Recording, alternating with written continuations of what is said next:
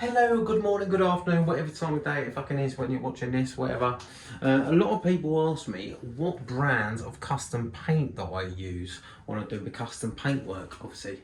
And instead of keep fucking answering people individually all the time, going through my comments or whatever, I thought I'd just actually do a quick YouTube video, just telling you what I use and the perks, the pros and cons and whatever. And the current dilemma that I have with using this brand. Now, custom paints, I think it used to be called specialist paints or the other way around or whatever, but custom paints, really good brand, very well priced. They've got all your pearls, all your individuals, all your actual like base pearls. They've got all your candies, they've got the flakes, they've got all your accessories, they've got normal paints, they've got flat paints, 2K paints, base coats, pearls, they've got chroma coats, they've got flip, you know, they've got the whole fucking lot. There is one dilemma when it comes to custom paint. The only thing that I find is a problem, which is my current problem, is they don't do pink candy. Shame on you. So I'm having to outsource the pink candy. There is the colours and the paints and stuff that they do already is good, right? Everything they do is good, but it's not a massive range. It's not a small range by any means. No, it's not small. It is a big range, but it's not a massive range. And there are things that aren't covered, such as the pink candy, which I fucking need, which is a bit annoying.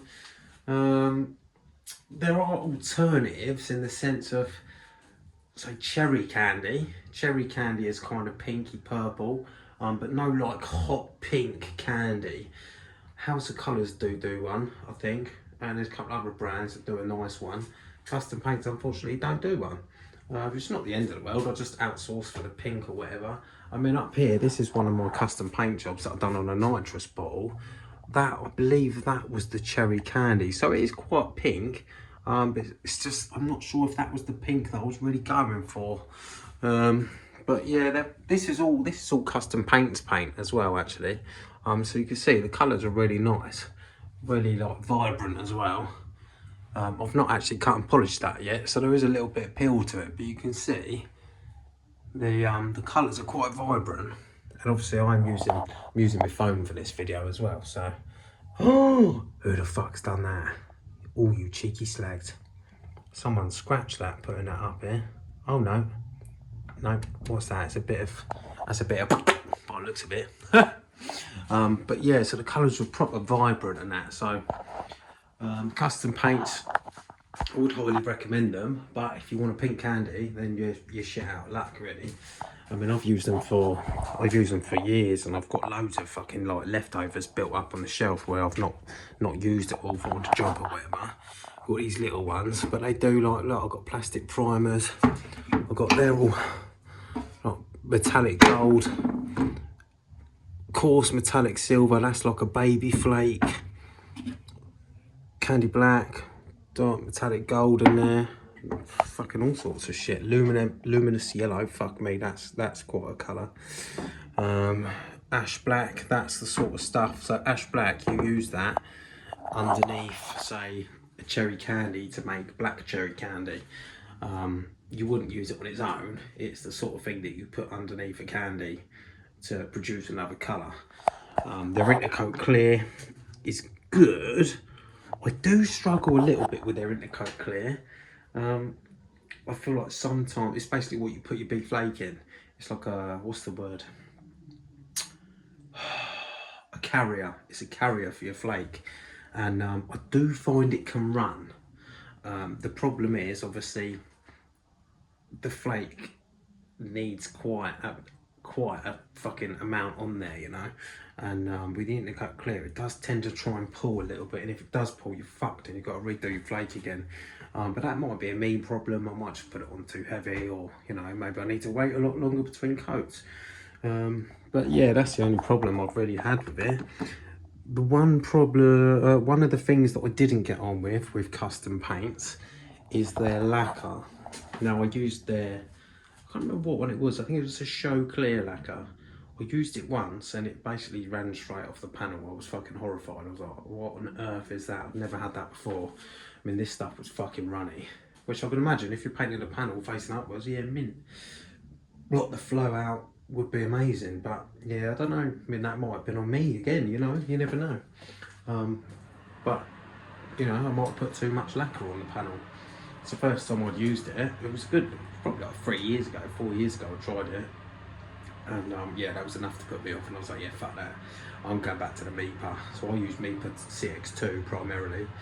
We have just invested in some Spectral. Got some 505, and I used that 2 days ago for the first time. And I was quite impressed with it, to be fair. It's very nice lacquer. But yeah, as for custom paint, yeah, but good shit, highly recommend it.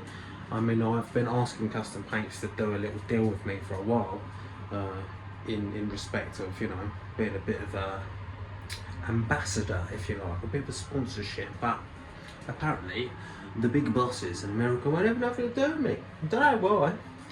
But yeah, I use them all the time. They're in all my videos. I mean, I'll put a load on screen for you to watch as well as I'm talking.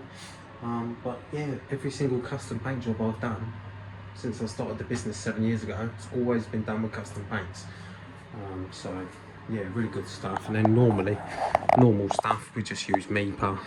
It comes from Turner's, but that's all MIPA. MIPA base coats, all of them. All MIPA.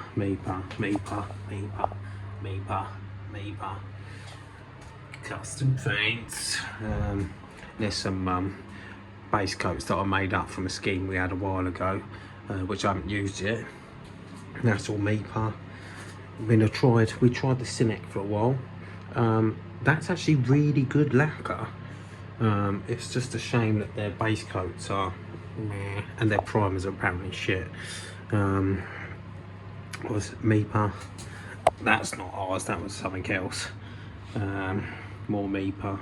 So yeah, I mean, the MIPA is good, but obviously they don't do custom paints, they don't do candy or anything like that, hence where custom paints comes in. So yeah, the perfect combination, what I'd recommend, I mean, I might get a shot for saying it, but all your base coat, use your MIPA primer, I would say, or your normal high build primer.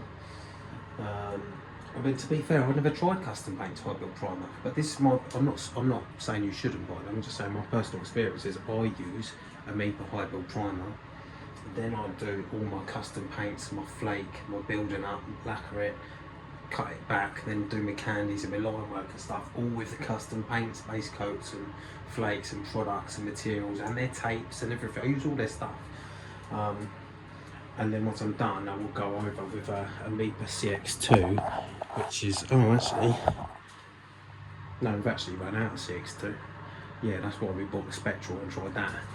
So I would have normally gone over it with a CX2 and a HS10 hardener, but obviously now, as soon as that Spectral's come out fucking mint, I will probably start doing it with that now.